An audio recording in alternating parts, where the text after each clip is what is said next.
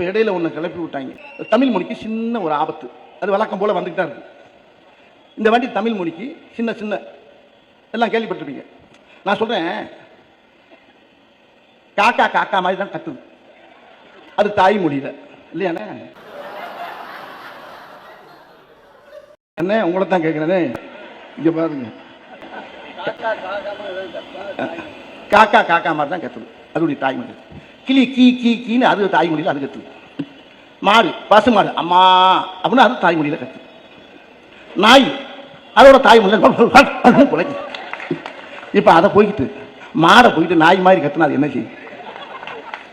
கிளியை போயிட்டு காக்கா மாதிரி கத்துனா அது என்ன செய்யும்? பூனை மியான்னு கத்துது. அதை போய்கிட்டு குயில் மாதிரி கத்துனா என்ன செய்யும்? வேண்டாம், நான் ஒன்னே ஒன்று சொல்றேங்க, யாரும் எதை கத்துக்கணுமோ கத்துக்கிட்டோம், கட்டாயப்படுத்தாதீங்கயா, உன்னை கையெடுத்து கும்பிடுறேன்.